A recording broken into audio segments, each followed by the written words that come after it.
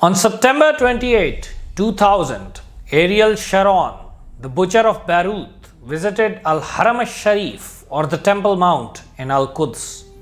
Sharon, as the leader of the far-right and Islamophobic Likud party, was accompanied by hundreds of companions, including media personnel and Likud members of the Israeli National Assembly, or the Knesset. Jerusalem mayor and a future PM of Israel himself, Ehud Olmert, was also with him. While at the Haram al-Sharif, Sharon bluntly declared that Jerusalem and the Haram al-Sharif would remain perpetually under Israeli control. Sharon and the Likud party had been alleging for months prior to this episode that then Israeli PM of the Labour Party, Ehud Barak, was going to give up part of Jerusalem to the Palestinians. This was a transparent lie, but Likud used it to great effect in the ongoing election campaign. Sharon's visit to Haram al-Sharif was just another gimmick to portray Barak as a traitor to Jews. But Sharon and the Likud, in a characteristic display of their superiority complex and racism whenever the Palestinians were concerned, had completely ignored a possible Palestinian response to Sharon's provocative visit to the third holiest place in Islam.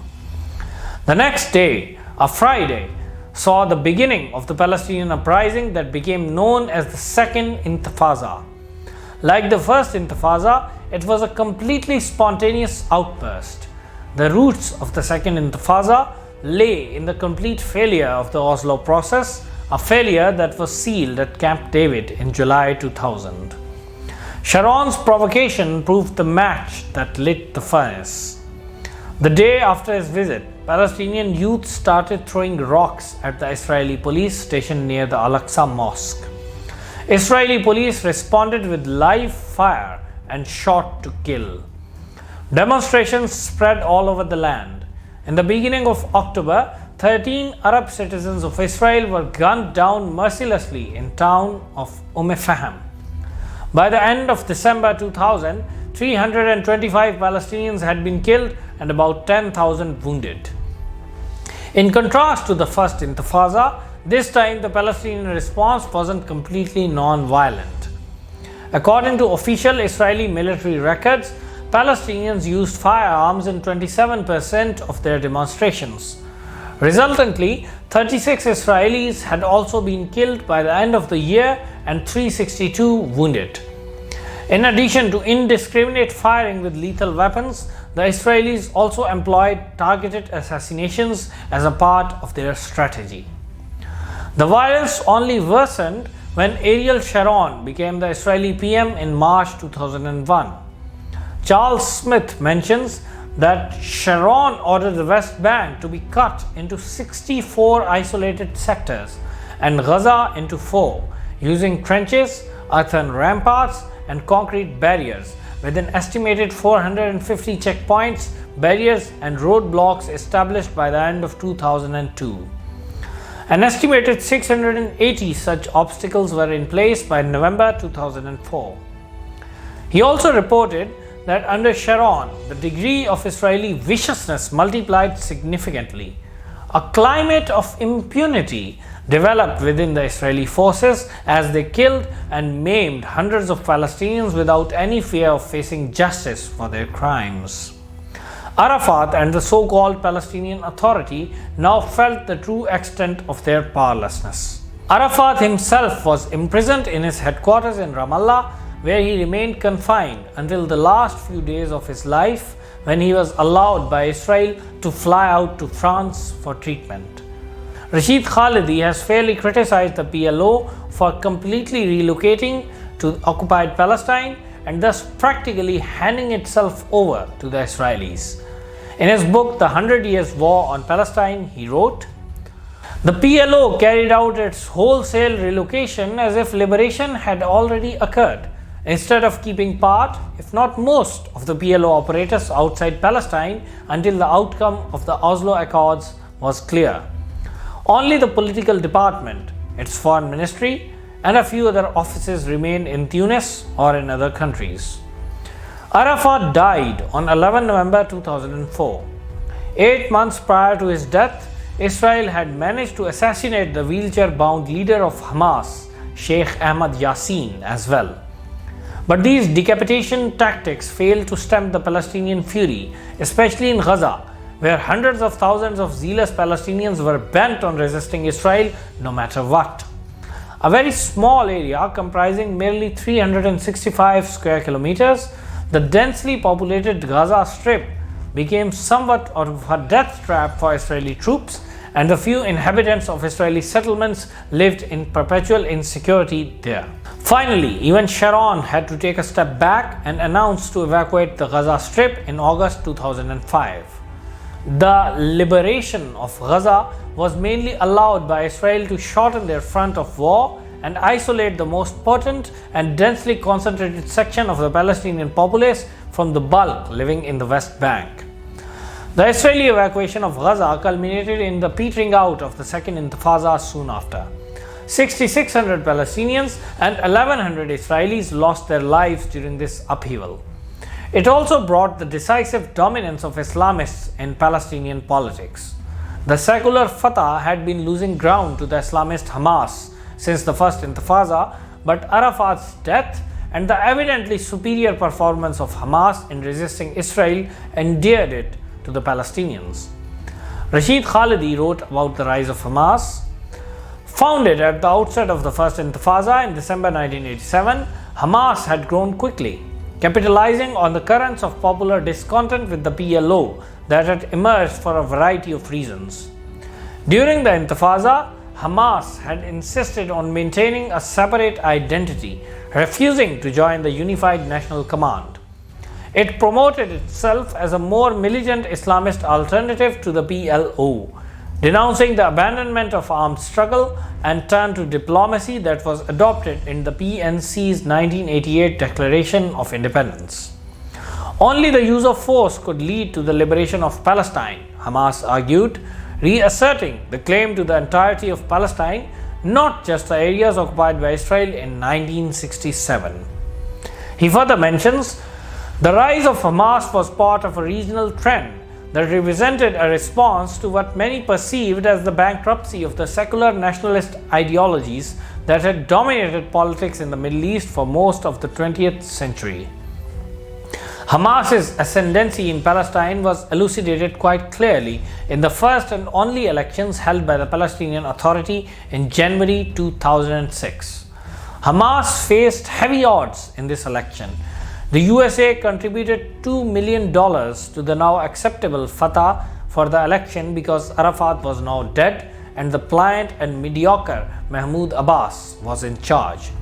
Abbas's succession had only been possible because better men like Abu Iyad, Abu Jihad, Saad Sail Majid Abu Sharar, Abu Yusuf Najjar, and Abu Hassan Salama had been assassinated during Arafat's era.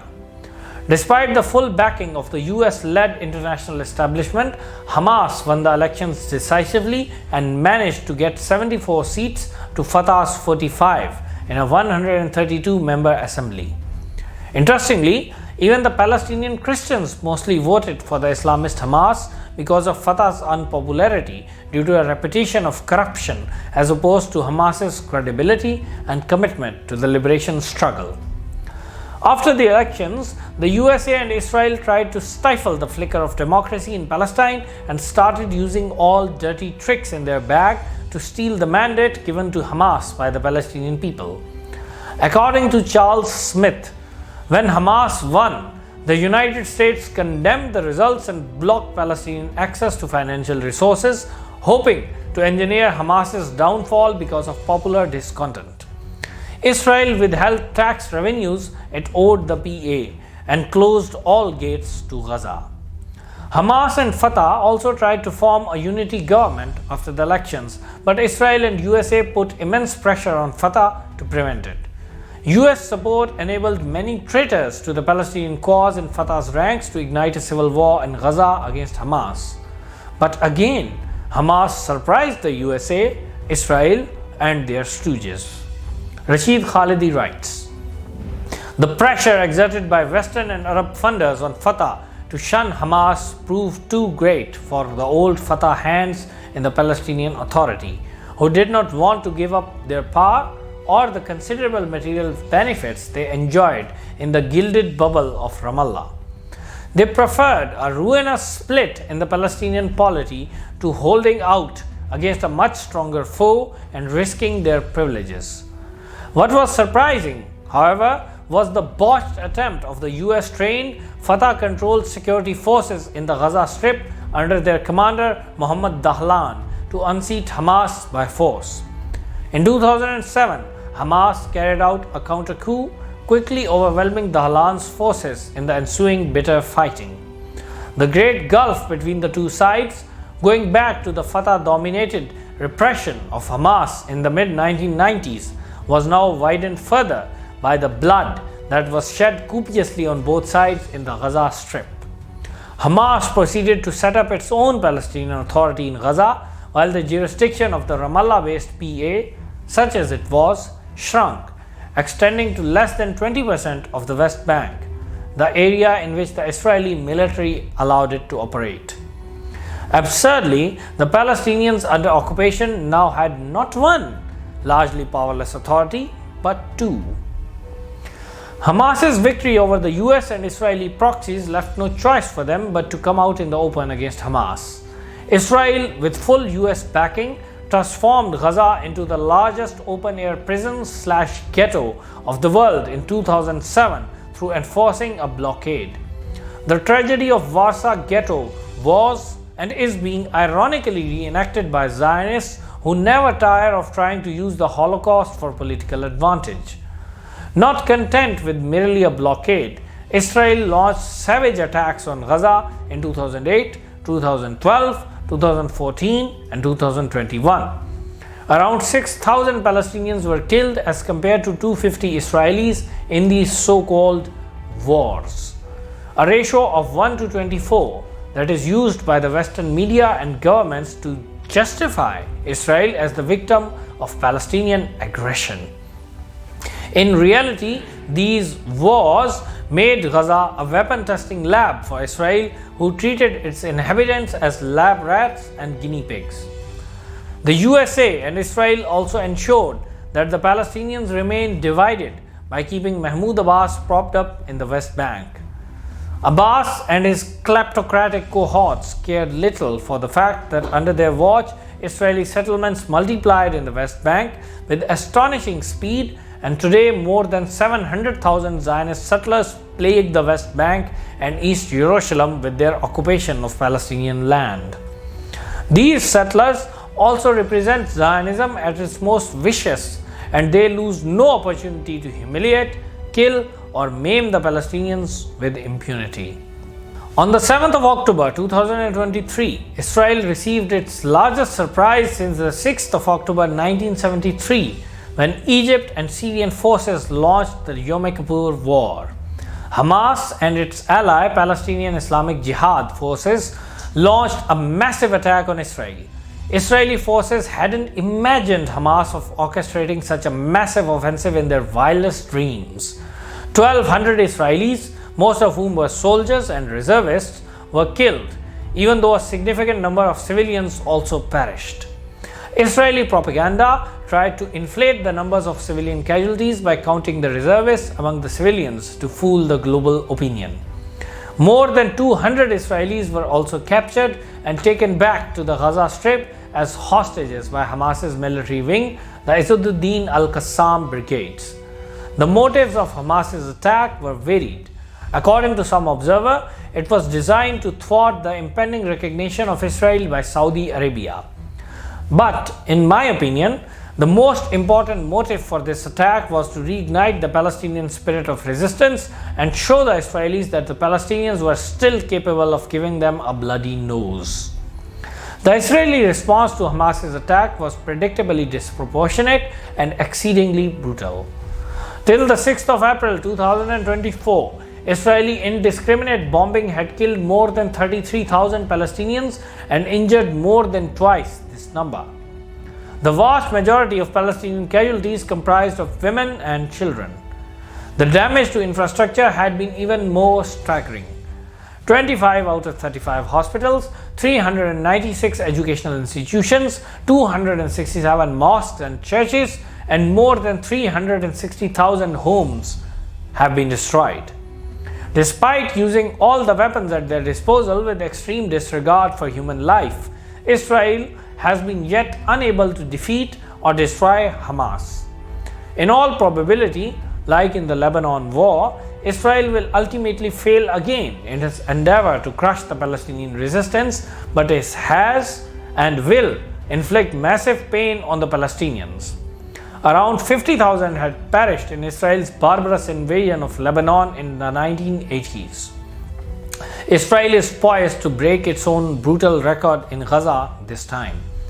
But like Lebanon, this brutality will only ensure that the struggle not only goes on, but adapts and becomes more effective. This brings us to the end of our narration of the history of the Palestine-Israel conflict. But the conflict shows no signs of ending anytime soon, and many chapters of this story are yet to be written. Nevertheless, historians pride themselves on their ability to peer into the future on the basis of their understanding of the past. I will also make a similar attempt here and try to predict the future of this conflict.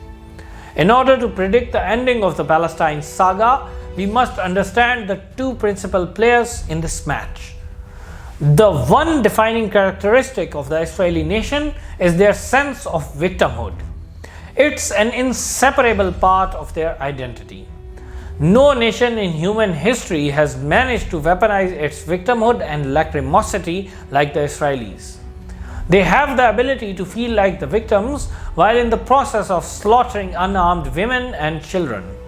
They have the capacity to envision babies as deadly opponents and villains who are a mortal threat to their wretched, wronged, persecuted, trampled, and mangled nation. The Israeli sense of victimhood is nicely complemented by their superiority complex and racism. They, in their view, are the best nation, the children of light, the chosen ones. All the others are troglodytes, but these troglodytes, in their view, want to kill them, destroy them, and vanquish them. The troglodytes are too numerous and they are too few. That is why, in their view, they have always faced extinction at the hands of these troglodytes, these Amalek, these children of darkness. This Israeli mentality has shown no change in the past 100 years, and it is a safe bet that it won't change in the least in the next 100 years as well. Now, let's talk about the Palestinians. Their one defining characteristic has been resistance. Facing overwhelming odds, they have refused to give in. They have refused to roll over and die. They have refused to knuckle under. They have refused to leave and forget their holy places and their homes like the Jews once did. They haven't been as skillful as the Zionists, as resourceful as the Zionists, as smart as the Zionists, but they have been very tenacious, brave, and faithful to their cause. Like the Israelis, the Palestinians have been fairly consistent in their pattern. From Al-Qassam's few disciples to Habash's PFLP cohorts, to Arafat's Fatah warriors and diplomats, to Hamas's jihadis, the Palestinians have comprised liberals and conservatives, seculars and Islamists, Christians and Muslims, but all of them never gave up, never surrendered. They always resisted ferociously, and it stands to reason that they will continue to do so. After discussing the main characters, let's talk a bit about the supporting cast. Israel is squarely backed by the Western world.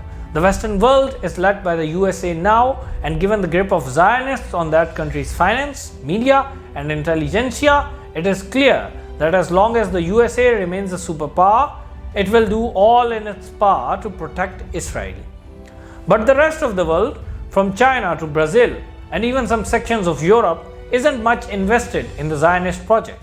So, to call a spade, it's reasonable to assume that the USA is the foremost and probably the sole investor of the Zionist bank. But what about Palestine?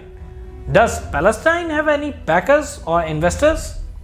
If we consider the states in today's world, the answer is a resounding no. Not Egypt, not Syria, not Saudi Arabia, not Pakistan, not Turkey, and not even Iran will be willing to take a risk for Palestine. But let's dig a bit deeper. Are the states of the so-called Arab world or the Islamic world states like the countries of Western Europe or even Southeast Asia? No. Most of them are just fiefdoms led by elites who are slaves of some other power. Just like the vassal states of the medieval era, these states are led by elites completely divorced from the people. And all students of history know that ultimately such vassal states are temporary apparitions on the maps. They either evolve and become real states, or they get destroyed and their people are enslaved or replaced by the people of another nation. Can we really assume that all the states of the Arab and Islamic world will be destroyed? No, we cannot. The demographic, geographic, and strategic realities dictate that ultimately a partial or complete rejuvenation of the Arab and Islamic world will happen sooner or later. We have already seen flickers of hope in this regard, like the triumph of Islamists over the Kemalists in Turkey, the fall of the Western slave king of Iran, and the one-year ray of sunshine that came with the false dawn of democracy in Egypt a decade ago. Like the Crusaders, the Zionists caught Palestine and the Middle East at its most vulnerable and consequently implanted an alien presence there. But the forces of nature and history arrayed against both of them were too great. The Middle East will be free and unified sooner or later, just as it was in the latter part of the Crusades era. And then Palestine will be squarely backed by numerous fraternal allies who occupy the same geographical space, in contrast to a far-off ally backing the Zionists. Even today, just Palestine's demography gives Zionists the chills, not to mention the sea of Muslims surrounding the tiny Zionist island. In the land known as Palestine under the British Mandate, all of which is under Israeli occupation presently, the number of Palestinians and Zionists is equal, despite the massive genocide that has been going on non-stop for 77 years. What will happen that day when the Israelis find themselves opposed by not 7 million Palestinians, but more than 700 million Arabs and Muslims from Morocco to Indonesia? It is my understanding that that day is bound to come. I don't know whether this will happen 50 years later or 500 years later, but the persistence and tenacity of the Palestinians has ensured that the Palestine cause is etched into the mind of everyone who calls himself or herself a Muslim and is devoted to Islam as a political ideology. Had the Palestinians knuckled under, it was possible that they would have been scattered and lost like the Moors of Spain, even though a very different geographical situation means that even then it wouldn't be an assured outcome. But since the Palestinians have endured, even with the Zionists and their allies at the absolute apogee of their power, it is only logical to assume that when the USA enters its inevitable decline or stagnation phase, like every other major power in history, the Palestinian cause will attain greater strength. Today, even some Western observers are of the view that the USA has passed its zenith. The times they are changing. A new wind is starting to blow from the east. The gallant defenders of Palestine would have to just hold on for a while longer, and freedom will be theirs. But what will become of Zionists? Their best shot at survival was to try to make a deal with the Palestinians, a generous deal involving the sharing of the contested land, whether in one state or two. But like the Crusaders, in their racism and superiority complex, they have shut down every door that led to the path of coexistence.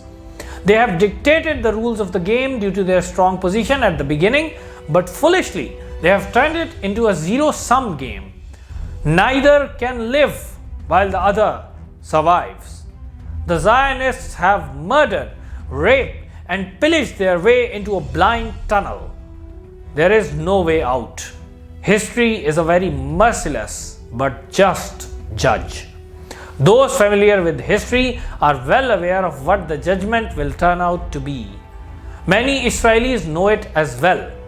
Ironically, that knowledge only deepens their victim complex and a desire to cheat history.